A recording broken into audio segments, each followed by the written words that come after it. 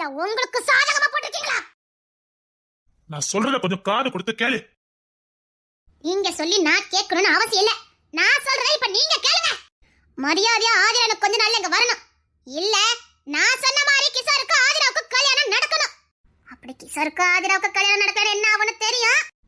ஆதிராவுக்கு கிஷோருக்கு கல்யாணத்தை பண்ணி வைங்க. இல்ல ஆதிரா இன்னும் ஒரு வாரத்துக்குள்ள இங்க வரணும். இல்ல என் சீர்மா என்னன்னு எல்லாருக்கும் நல்லாவே தெரியும்.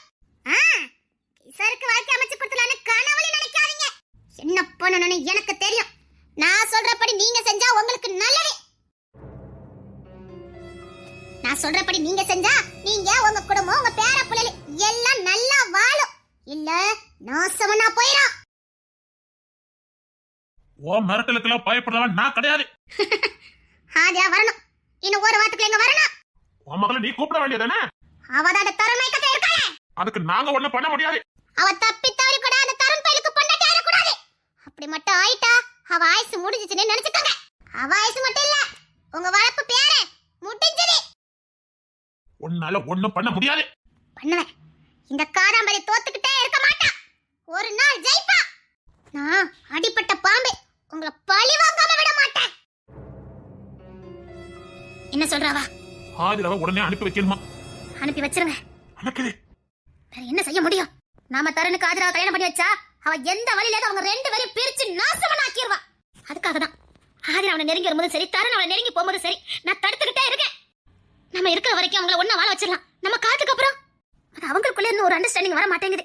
சின்ன பிள்ளை மாதிரி சண்டை போட்டுட்டு இருக்காங்க. ஈகோ, இந்த ஈகோவே அவங்களை பிரிச்சிடும். உசுருக்கு உசுரா காதலிச்சா மட்டும் போதாது, விட்டு கொடுக்கணும். ஒருத்தருக்கு ஒருத்தரை விட்டு கொடுத்து வாழணும். அப்பதான் அந்த காதல் ஜெயிக்கும். காதம்பரி பத்தி தெரியல. நம்ம காலத்துக்கு அப்புறம் நம்ம பேர பிள்ளைலாம் பழி வாங்கிட்டானா? அவ சொன்ன மாதிரி அவ அடிப்பட்ட பாம்புதான். நம்மளதான் எதுவும் பண்ண முடியும்னு நம்ம பேர பிள்ளைல கை வச்சுட்டானா? நான் ஒண்ணு சொல்ல, நீ கோபப்பட மாட்டியே? என்ன? மொழிக்க கிஷோருக்கு நீ இப்ப கல்யாணம் பண்ணி வச்சாலும் அது சரிப்படாது. தெரியும். அதனால தானே நான் அதுல ரொம்ப கவனம் செலுத்தாமலே இருக்கிறேன். இருந்தாலும் சின்ன சிசுகளை பிரிச்சு வச்சு வேடிக்கை பார்க்கறது பாவங்களுக்காக தான் கல்யாண ஏற்பாடே பண்ணலாம்னு நினைச்சேன். ஆனா அதையும் தேன்மொழி வேண்டான்னுட்டா. அவ என்ன காரணத்துக்காக சொல்றான்னு எனக்கு புரிய மாட்டேங்குது. கேட்டா தேவையில்லாத காரணத்தை என்கிட்ட சொல்லி என்னையே சமாளிக்க பாக்குறா. முத வாட்டி கல்யாண ஏற்பாடு பண்ணும்போதும் தேன்மொழி இப்படிதான் பண்ணா. இந்த வாட்டி கல்யாண ஏற்பாடு பண்ணும்போது இப்படிதான் பண்ணிக்கிட்டு இருக்கா. எனக்கு நம்ம காதம்பரி என்னமோ சொல்லக்கூடாத சொல்லி மிரட்டி இருக்கான்னு நினைக்கிறேன். அப்படினாலும் கிஷோர் உறுதியா இருப்பானே, இவளை அப்படியே விட்டுருவா? அவ கிஷோர் மேல உள்ள காதல்னாலதான் வேண்டாங்கிறா. தன்னால அவனுக்கு எதுவும் ஆயிடக்கூடாதுன்னு நினைக்கிறாளோ என்னமோ. பேசாம ஆதிராவை அனுப்பி வைக்கிறதா நல்லது. வேற வழி தெரியல. அவளதான் பலியாடாக்க வேண்டியிருக்கு. சச்சா, அந்த காதம்பரி கிட்ட அந்த பொண்ணு அனுப்பி வச்சாதே. இல்லங்க, இங்க என்னென்ன நடக்குன்னு உங்களுக்கு எதுவுமே தெரியாது. என்ன சொல்ற? ஆமாங்க, அந்த பிள்ளை தருணை மறக்கவும் செய்யாது, தருணை அவ கூட வாழ்ந்துக்கிடவும் மாட்டான். அதே நேரத்துல இன்னொரு பையன் மனசுலயும் தேவையில்லாத ஆசை வந்த மாதிரி எனக்கு தோணுது. பாவம், எல்லா பழி பாவம் ஆதிரா மேல வந்து விழுந்துரும். ஆதிராவை அனுப்பி வச்சிருங்க. அந்த பழி பாவத்தை அந்த காதாம்பரியை வாங்கிட்டு போறான். அவ பிள்ளைய வளர்க்கறா இல்ல கொண்டு போடுறா. விட்டு தள்ளுங்க. நான் இந்த ஆதிராவை என்னெல்லாமோ பண்ணி பார்த்துட்டேன். அவமானப்படுத்தி பார்த்துட்டேன், ஒதுக்கி வச்சுட்டேன், அனாதை ஆக்கி வச்சேன். ஏன் அவ கண்ணு முன்னாடியா உசுறு உசுரா காதலிக்கிறதுக்காக பொண்ணு பார்த்தேன். இதையும் தாங்கிக்கிட்டு அந்த பொண்ணு அங்க இருக்கா. நான் என்னங்க பண்ண முடியும்? மனசு கல்லாக்கிட்டு இத்தனை பாத்தி செஞ்சுட்டு நான் நிம்மதி இல்லாம இருக்கேன். நம்ம அத்தனை பேர் இருந்தோம், ஆனா அந்த மாதிரி வாழ்ந்துட்டு இருக்கா. ஏதோ அந்த பிள்ளை செஞ்ச புண்ணியம் எல்லாரும் எதிர்த்து மீன் அவ கூட போய் இருந்துட்டு இருக்கா. இல்லைன்னா அந்த பிள்ளை வாழ்க்கை என்னத்துக்கு ஆயிருக்கும்? ஆதிராவுக்கு சித்திரவதைப்பட்டே வாழ்னு தலையில எழுதிருக்கோ என்னமோ. இங்கேயும் சித்திரவதைப்பட்டு தான் வாழ்ந்துட்டு இருக்கா. அவளை அனுப்பி வைங்க. அவ நம்ம கண்காணாத இடத்துல போய் சித்திரவதைப்பட்டுட்டா கூட தெரியாது. அனுப்பி வச்சிருங்க. எந்த விதத்தையாவது அவளை அனுப்பி வைக்க வழிய பாருங்க. இல்ல வேற எங்கேயா கொண்டு சேர்க்கணும் சேர்த்துருங்க. தயவுசெய்து அவன் இந்த ஊர்ல இருக்க கூடாது. ஆலிய பிள்ளை எங்க கொண்டு விட சொல்ற? தாயும் சரியில்லை, தகப்பனே அந்த பிள்ளைக்கு நம்ம சொல்லல. எனக்கு இருக்க வேதனை காணாத. உன்னை வேதனைப்படுத்துறதுக்காக சொல்லல. அந்த பிள்ளை இன்னும் யாரோ விரும்புறான்னு சொன்னி அது யாரு? பாவம், கஷ்டப்பட்ட விட்ட பையன் தான். ஆனா ரொம்ப நேர்மையான பையன், நல்ல பையன். காதலிக்கிறத கூட அவகிட்ட காட்டிக்க மாட்டேங்க. அவங்க அம்மா ஏதோ போனை போட்டு சொல்றா. ஆனால் அதை காது கொடுத்து அவன் கேட்கல. தன்னை நம்பி வரவளை நல்லபடியா பாத்துக்கணும்னு நினைக்கிறான். அதுக்கு தான் வீடு பொருத்தமானது இல்லைன்னு ஒதுங்கி போறான். அவன் கஷ்டப்பட்டவன், நீ அதை விடு. அவன் வீரனா, எதையும் சமாளிக்க கூடியவனா, துணிஞ்சு நிக்கிறவனா. கிஷோர் கூட சொன்னா எம்எல்ஏ எம்பி யாரையும் விட்டு வைக்க மாட்டான்னு. புட்டிச்சடா பாயிண்ட. என்ன சொன்ன? எம்எல்ஏ எம்பி கூட விட்டு வைக்க மாட்டான்னு சொன்னான். பணம் இல்லாதவன் ஆனா தான் பதவி வச்சே அவங்களையே ஆட்டி படைக்கிறான்னா இந்த காதாம்பரி எல்லாம் ஏமாத்துறான். நீங்க என்ன சொல்ல வரீங்க? அந்த பையனுக்கு அந்த பாத்த மட்டும் நான் செய்யவே மாட்டேன். அப்ப அந்த பிள்ளைகளை எப்படிதான் வாழ வைக்க? அமெரிக்காக்கு அனுப்பி வச்ச நினைச்சிட்டேன், வித்துருவா. அவ ஒரு பணப்பை பிடிச்சவ. அந்த பிள்ளை வாழ்க்கைய நாசமாக்கிடுவா. அதுக்கு இந்த கஷ்டப்பட்ட பையன் கூட அவ சந்தோஷமா வாழ்ந்துட்டு போயிருவா. ஐயோ, அதை நான் நினைக்காம இருப்பேனாங்க. கூழோ கஞ்ச குடிச்சாலும் அந்த பையன் அவளை நல்லபடியா பாத்துக்கிடுவான்னு எனக்கு தெரியும். விஷயம் அது இல்ல. ஆதிரா மனசு ஃபுல்லா தருண் மட்டும்தான் இருக்கான். செத்தால அவ தருணை மறக்க மாட்டா. ஒருவேளை ஆதிராக்கு அந்த பையனை கல்யாணம் முடிச்சா கூட தருண் பைத்தியம் பிடிச்சான ஆயிருவான். ஒருவேளை இந்த பொண்ணு துறைக்கு நம்ம ஆதிரா பேசி முடிக்கணும் வச்சுக்கோங்க. என்னைக்காவது ஒரு நாள் ஆதிராவும் தருணும் ஒத்துக்கொத்து விரும்பினவங்கன்னு தெரிஞ்சதுன்னா என்னங்க ஆகும்? ஒருவேளை எல்லாத்தையும் சொல்லியே கல்யாணம் முடிச்சாலும் தருண் தான் ஒத்துக்கிடுவானா? வாழ்ற வாழ்க்கை எல்லாருக்குமே நரகமா போயிடும். நான் இப்ப எந்த சூழ்நிலை இருக்கேன்னு உங்களுக்கு தெரியுமா? தருணையும் விட்டு கொடுக்க முடியாம, ஆதிராவுக்கு அந்த நல்ல வாழ்க்கையை அமைச்சு கொடுக்கவும் முடியாம, கிஷோரும் கல்யாணத்துக்காக ஆசைப்பட்டுட்டு இருக்கான். அவனுக்கும் எதுவும் பண்ண முடியாம நரக வாழ்க்கை வாழ்ந்துட்டு இருக்க. சரி, நான் ஆதிராவை அனுப்பி வைக்க வழியை பாக்குறேன். அவ தலையில தேடவும் அதுபடி நடந்துட்டு போட்டோம். தருண் ஒழுங்கா இருந்தா கோடி புண்ணியமா இருக்குமே. அவன் ஆதிரா இருக்கிறதுக்கு காரணமே காதம்பரி தான். அவன் என்ன சொல்றானே, அவளை பார்க்க நேரம்லாம் எனக்கு காதம்பரி தான் தெரியுதானே சொல்றானே. இப்படி பார்த்ததுக்கு அப்புறம் எப்படி வாழ்வான்? ஆனா ஆதிரா விட்டு கொடுக்க மாட்டேங்கிறானே, ஆதிராவை நேசிக்கிறானே. அதான் சொல்றேனே, அவன் என்ன நிலையில இருக்கான்னு அவனுக்கே தெரிய மாட்டேங்குது. அவளுக்காக உசிரே கொடுக்க துணிறான். அவளுக்காக என்ன வேணாலும் பண்ணதான். அவன் யார்கிட்ட பேசினா கூட இவனுக்கு பிடிக்க மாட்டேங்குது. அவன் தனக்கு மட்டும் தான் சொந்தம்னு நினைக்கிறான். அதே இது அவன் நேர்ல பார்த்தா அவளை காதம்பரிய பார்த்த மாதிரி பாக்குறான். இப்படி இருந்தா அவங்களுக்கு நம்ம எப்படி கல்யாணத்தை பண்ணி வைக்க முடியும்? இவங்களுக்குள்ள சின்ன சின்ன சண்டை வந்திருந்தா கூட அவனுக்கு ஏதாவது புத்திமதி சொல்லி 2 அடி கொடுத்தாரு, ஒழுங்கா கூட வாழ வழிய பாருன்னு எதையாவது ஒண்ணு பண்ணிருப்பேனே. இல்லங்க, அது பெரிய தப்பா போயிடும். எனக்கு ஆதிராவை காதாம்பரி கிட்ட அனுப்பி வைக்கிறதுல ஒரு துளி கூட இஷ்டம் இல்ல. நீங்களே இப்படி சொல்லலாமா? பாவனுக்கு எது பொண்ணு, அவ என்ன வேணாலும் பண்ணுவா. ராட்சசி, அது பச்சை மண்ணு, அது பலியாட ஆக்க வேண்டாம். ஆதிராக்கு வேணா வேற இடத்துல மாப்பிள்ள பார்க்கலாமா? நான் சொல்றதை கேளுங்க, அனுப்பி வச்சிருங்க. அன்னைக்கு உனக்கு நல்லா தெரியும்ல, அனுப்பி வச்சிருங்க. ஒருவேளை இப்படி பண்ணலாம், தருணுக்கு வேற இடத்துல கல்யாணம் பண்ணிட்டோம்னா காதம்பரி அப்புறம் கொஞ்சம் ஸ்டாப் பண்ணிடுவாளா? இப்ப காதம்பரிக்கு பயமே ஆதிரா எங்க தருண கல்யாணம் பண்ணிடுவாளோன்னு தானே. நாமளே தருணுக்கு வேற இடத்துல கல்யாணம் பண்ணிட்டா தருண கல்யாணம் பண்ண மாட்டான். நான் பண்ண வைக்கிறேன். அழகு ரவி மாதிரி கொண்டு நிறுத்தினேன். ஏன் இடத்து கூட அவன் பார்க்கல. தருணுக்கு கல்யாணம் பண்ணிட்டா மட்டும் கிஷோரை விட்டுருவாளா என்ன? நீ கிளம்பு, என்ன பண்ணணும் நான் பாத்துக்கிறேன். அந்த பையன் பேரு பொன்துறையா என்ன? வேண்டாம், எந்த வேண்டாத வழி பாத்துறாதீங்க. எம்எல்ஏ எம்பி எதுக்குமே பயப்படாதவன் இவளுக்கா பயப்பட போறா. சரி நீ கிளம்பு, நான் பாத்துக்கிறேன். எதுவும் வேண்டாத வேலை பாத்துறாதீங்க.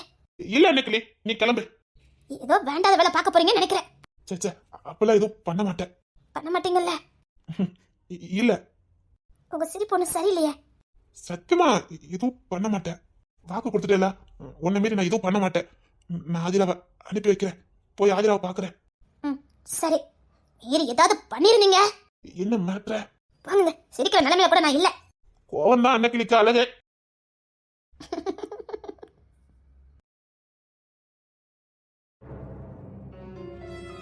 பொன்துறை அது யாருப்பா? பார்த்தாகணுமே. ஹலோ, என்ன என்ன முடிவு எடுத்திருக்கீங்க? இன்னும் ஒரு வாரத்துக்குள்ள உன் மகன் அங்க வருவா. நீ என்ன வேணாலும் பண்ணிக்க. அனுப்பி வைங்க. உசுருக்கு மட்டும் ஏதாவது ஆச்சுதே, அவ நான் பெத்த புள்ள. அதனாலதான் அந்த புள்ள சித்ரால நினைச்சிட்டு இருக்குது. உங்க வேலை இருந்தால மட்டும் பாருங்க. இதுக்கெல்லாம் சேர்த்து வச்சு நீ அனுப்ப. கடைசியில பெத்த புள்ள வாத்தி கூட நீ விட்டு வைக்கல. நீ என் புள்ள என்ன பண்ணணும்னு எனக்கு தெரியும். அதான் கிஷோருக்கு கல்யாணம் நிக்க மாட்டேன்ட்டீங்களே.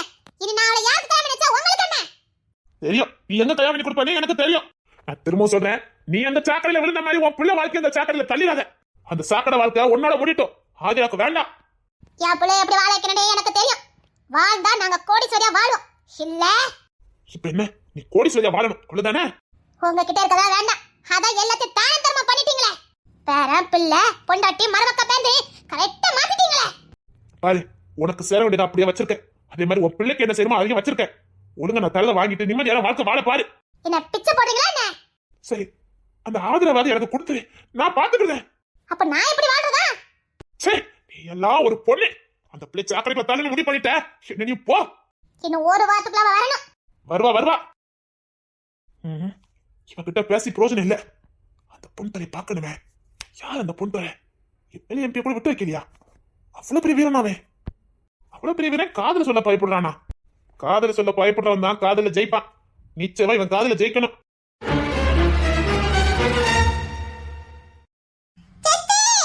கூப்பிடு, சித்தின்னு கூப்பிடு. ஏண்டா ஏன் அதான் உங்களுக்கு கூப்பிடுக்கு வெக்கமா இருக்கு நான் உன்கிட்ட சொன்னேன். நான் நினைச்சேன்.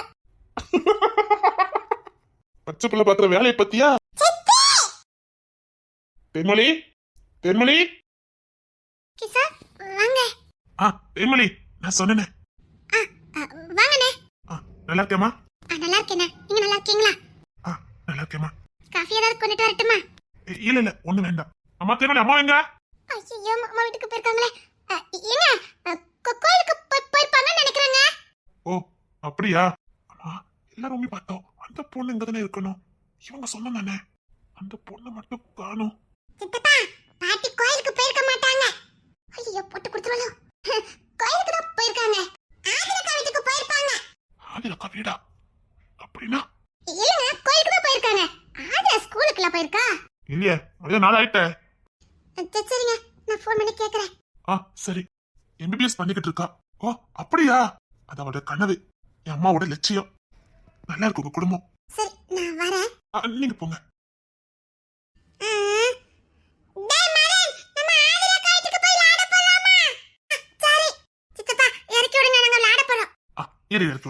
டேய், அங்கெல்லாம் போக கூடாதுன்னு சொல்லிருக்கா இல்லையா?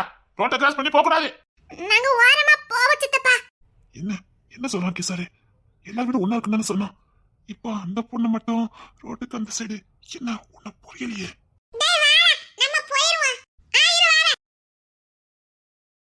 டேய், வண்டி வரும், பார்த்து போங்க.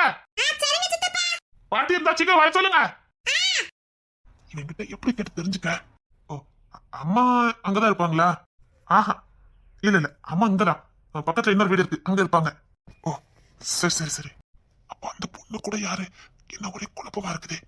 ஒருவேளை அந்த பொண்ணுக்கு அம்மா அப்பா அப்படி இருப்பாங்களோ? சரி சரி சரி. என்ன யோசிச்சுட்டு இருக்க? ஒண்ணு இல்ல. சரி, நம்ம கிளம்பலாமா? எல்லாரையும் பார்த்தாச்சா என்ன? முக்கியமான ஆளு அவங்க மட்டும் நான் இன்ட்ரோடியூஸ் பண்ணி வைக்கல, நான் இந்த வீட்டுல இருக்க முடியாது. எங்க அம்மாவுக்கு அடுத்து எனக்கு எல்லாமே அவங்கதான். எங்க அம்மாவுக்கு அடுத்து நான் மதிக்கிற ஒரே ஜீவன் அவங்கதான்.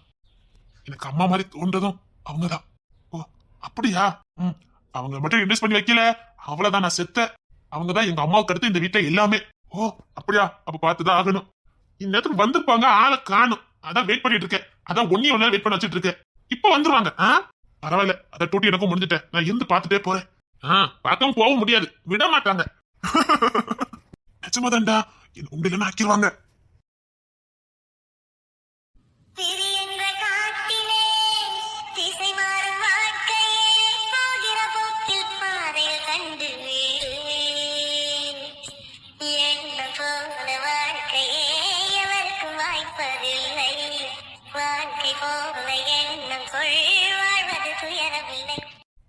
என் வாழ்க்கையை நானே நாசமாக்கிட்டு இருக்கேன். நான் தான் வேணும் வந்தவளை அசிங்கப்படுத்தி அனுப்பிட்டேன். விட்டு கொடுத்து வாழ்ந்திருந்தா இவ்வளவு நல்லா வாழ்ந்திருக்கலாம். என் நேரத்துக்கு எவ்வளவு சந்தோஷமா வாழ்ந்திருக்கலாம்.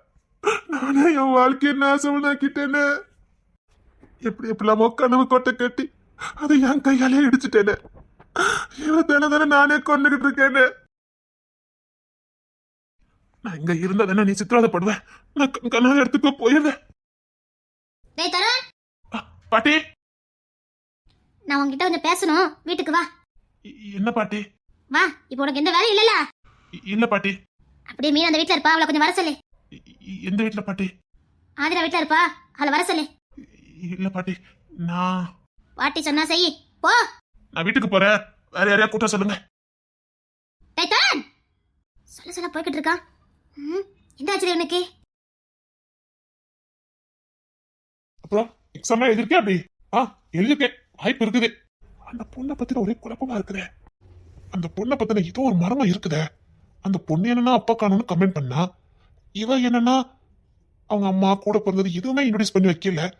கேட்டா அந்த பிள்ளைங்க ரோட்டை கிராஸ் பண்ணி போறோம்னு சொல்றாங்க. அந்த புள்ள ரிலேட்டிவ் தானே சொன்னாங்க, ஒன்னா இருக்கும் தானே சொன்னாங்க. என்ன ஒரே குழப்பமா இருக்குது. அந்த பொண்ணை பத்தி தெரிஞ்சே ஆகணுமே. என்னவா இருக்கும்? என்ன பண்ற? ரொம்ப திங்க் பண்ண மாதிரி இருக்குதே. ஒண்ணு இல்ல, கொஞ்சம் தண்ணி கிடைக்குமா?